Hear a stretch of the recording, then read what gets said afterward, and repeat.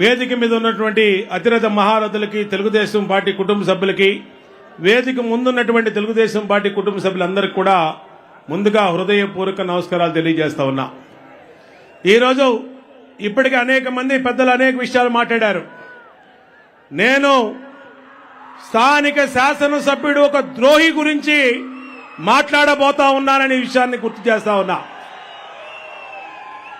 ఒకే ఒక్క విషయం సోదరులారా, 2009 ముందు ఈ నియోజకవర్గంలో ఇక్కడ ఉన్నటువంటి ఒక మాస్టర్గా పనిచేస్తున్నటువంటి వల్లభనేని రమేష్ గారికి 2 కొడుకులు.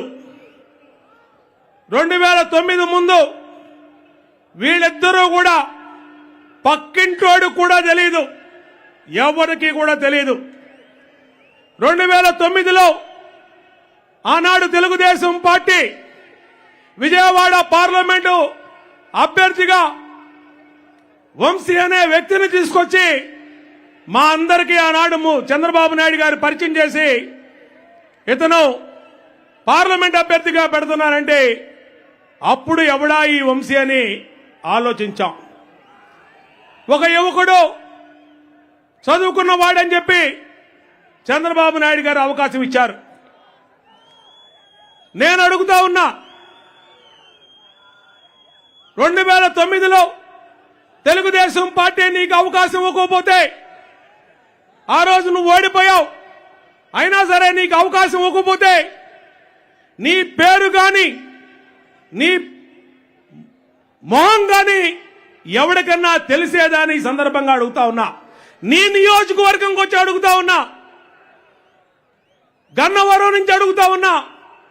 నువ్వు లైవ్ చూస్తా ఉంటావు, ఇంట్లో కూర్చొని సమాధానం చెప్పని సందర్భంగా అడుగుతా ఉన్నా.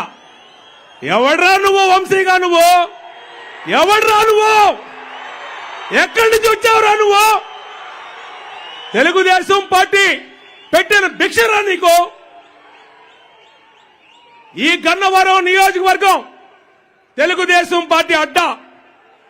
అనేక మంది గెలిచారు, అనేక మంది 83 నుంచి అనేక మంది పెద్దలు గెలిచారు, గౌరవనీయులైనటువంటి వ్యక్తులు గెలిచారు. ఆ రోజు బాలవర్ధన్ రావు గారు, గద్దె రామ్మోహన్ గారు గాని, ముల్పూరి బాలకృష్ణ గారు గాని, అనేక మంది రత్నబోస్ గారు గాని, అనేక మంది పెద్దలు గెలిచారు. అలాంటి పెద్దలు గెలిచిన చోట నువ్వు 2009లో ఓడిపోయావని కాళ్ళు ఏళ్లు పట్టుకొని చంద్రబాబు నాయుడు గారిని బతులాడుకుంటే 2014లో నీకు ఈ నియోజకవర్గం నుంచి పోటీ చేసే అవకాశం కల్పించారు. ఎమ్మెల్యే అయ్యావు, మేము ఎమ్మెల్యేలు అయ్యాం. ఫస్ట్ టైం ఎమ్మెల్యేలు నువ్వు నేను మనందరం కలిసి ఉన్నాం. కానీ నీ బుద్ధి తేడా బుద్ధి అని అందరికీ తెలుసు. ఆ రోజు పార్టీలో అదే విషయాన్ని మళ్ళా ఇవాళ ఈ వేదిక ద్వారా గుర్తు చేస్తా ఉన్నా. ఎందుకంటే నువ్వు ఎలాంటి లిటిగెంట్వో, ఎలాంటి తేడాగాడివో అందరికీ కూడా తెలుసు. కానీ 2019లో మళ్ళీ నీ ఏడుపు భరించి ఆ రోజున తండ్రి లాంటి చంద్రబాబు నాయుడు గారు మళ్ళీ నీకు ఇక్కడ అవకాశం ఇచ్చారు. 2019లో నువ్వు ఇక్కడ మళ్ళీ నియోజకవర్గ శాసనసభ్యుడిగా గెలిచావు. ఏ పార్టీ నుంచి గెలిచావు? నువ్వు ఎవరికి ఓట్లేశారు? నీకు సైకిల్ గుర్తుకు ఓటేస్తే గెలిచిన వాడు వంశీ అని నీకు ఒక్కసారి ఈ సందర్భంగా గుర్తు చేస్తా ఉన్నా. నీ కారణాల ద్వారా, నీ దోపిడీ కోసమో, నీ అవినీతి కోసమో, లేదంటే నీకు సమకాలుడైనటువంటి నీకన్నా పెద్ద సైకో ఉన్నాడు అక్కడ తాడేపల్లిలో ఉన్నాని వెళ్ళావో ఆ పార్టీలో చేరావు. చేరితే చేరావు పో. ఇలాంటి వాడు ఒక గొట్టంగాడిపోతే 100 మంది తయారవుతారు. ఈ నియోజకవర్గంలో, ఈ రాష్ట్రంలో తెలుగుదేశం పార్టీకి కొదవలేదనే విషయాన్ని ఈ సందర్భంగా నీకు గుర్తు చేస్తా ఉన్నా వంశీ. కానీ నువ్వు ఏం చేశావు? ఇవాళ ఈ నియోజకవర్గంలో తెలుగుదేశం పార్టీ ఎమ్మెల్యేగా గెలిచి తెలుగుదేశం పార్టీ ఆఫీస్ పగలగొట్టించావు. ఇవాళ ఈ ఊళ్ళలో అనేక మంది గ్రామాల్లో తప్పుడు కేసులు పెట్టించావు. బ్రహ్మలింగం చెరువును మింగేశావు, కొండల్ని మింగేశావు, రైతుల భూములను కొట్టేశావు. నీకు 2009కు ముందు ఇక్కడ ఒక గజం భూమి లేదు, నీకు ₹1 ఆస్తి లేనటువంటి వాడివి. ఈ రోజున జగన్మోహన్ రెడ్డి పరిపాలనలో ఈడి సైకోదరానికి ఇంకొకడు గుడివాడు గుట్లేగాడు ఒకడున్నాడు. తెలుసా గుడివాడు గుట్లేగాడు?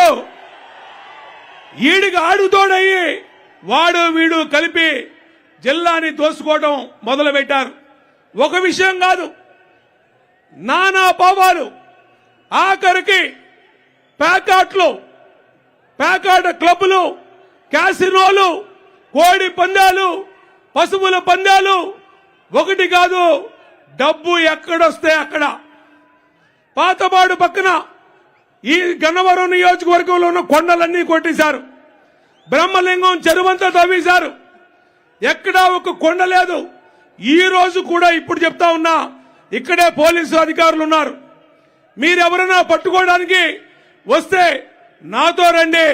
మీ శాసనసభ్యుడు నడిపించే నున్నలో గాని, నున్న చుట్టుపక్కల గాని, పొలాల్లో నడిపించే పేకాట క్లబ్బులు చూపించడానికి సిద్ధంగా బోండా ఉమా ఉన్నాడని ఈ వేదిక మీద సవాల్ చేస్తా ఉన్నా. పట్టుకునే దమ్ము ధైర్యం మీకుందా? మీరు తెలుగుదేశం పార్టీ ఆఫీసు మీద ఆ రోజు దాడి చేసి పార్టీ ఆఫీసుని తగలబెట్టి, కార్లు పగలగొట్టి, మహిళల్ని, యువకుల్ని కొట్టి, మళ్లీ మా మీదే 302 కేసులా, మా మీదే 307 కేసులా? ఏమి న్యాయమయ్యా ఇది మీకు? నేను గన్నవరం ప్రజలకు ఒకటే విజ్ఞప్తి చేస్తా ఉన్నా. 2009లో తెలుగుదేశం పార్టీ నుంచి ఎంపీ అభ్యర్థిగా పోటీ చేసి ఆ రోజు ఓడిపోయాడు. ఓడిపోయినాక ఒక్క రోజు కూడా 5 సంవత్సరాల్లో మళ్ళా విజయవాడలో కనబడనటువంటి వాడు ఈ వల్లభనేని వంశీ అని సందర్భంగా గుర్తు చేస్తా ఉన్నా. మళ్ళా మీకు చెప్తా ఉన్నా, రేపు 2024లో ఇక్కడే మా నాయకుడు నారా లోకేష్ గారు ఉన్నాడు. పార్టీ అధిష్టానం ఎవరికి టికెట్ ఇస్తే వాళ్ళకి, ఎవరైతే గెలుస్తారో తర్వాత 2024 ఎన్నికలు అయిపోయిన తర్వాత మీకు ఒక్క రోజు కూడా వల్లభనేని వంశీ అనేవాడు ఈ పక్క కూడా కనబడ్డనే విషయాన్ని ఈ సందర్భంగా గుర్తు చేస్తా ఉన్నా. కాబట్టే మిమ్మల్ని కోరుతా ఉన్నా, ఇలాంటి దొంగల్ని, తప్పుడు వెధవల్ని, తప్పులు చేసేవారిని ప్రోత్సహించకండి.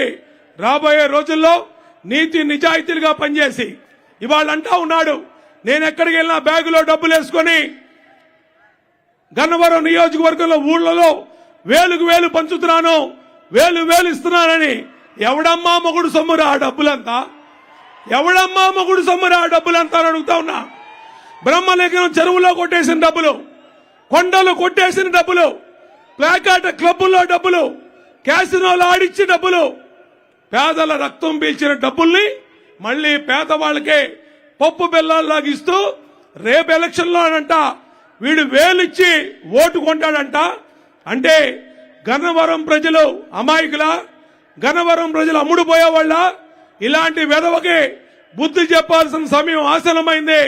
మేమందరం కూడా రేపు పార్టీ ఎవరిని ఇన్ఛార్జిగా ఇచ్చినా, ఎవరు అభ్యర్థిగా పెట్టినా పక్కనే విజయవాడ మాది.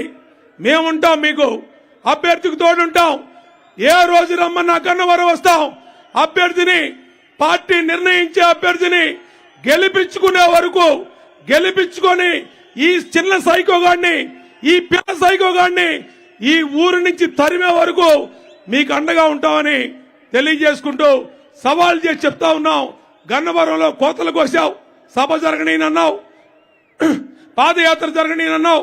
ఇవాళ 2 లక్షల మంది ప్రజలు వచ్చారు ఇక్కడికి. ఇంకా దాదాపు 50,000 మంది పైన రోడ్ల మీద ఉన్నారని పోలీసులు చెప్తా ఉన్నారు. కాబట్టి రాబోయే రోజుల్లో ఇవాళ నారా లోకేష్ గారు చేపట్టిన యువగళం ఇక్కడ గన్నవరంలో జరుగుతున్నది. ఇదే రేపు పార్టీకి విజయ శంకరావ సభగా మారబోతా ఉందనే విషయాన్ని కూడా గుర్తు చేస్తూ అందరూ కూడా తెలుగుదేశం పార్టీ మళ్ళీ మంచి రోజులు రాబోతా ఉన్నాయి.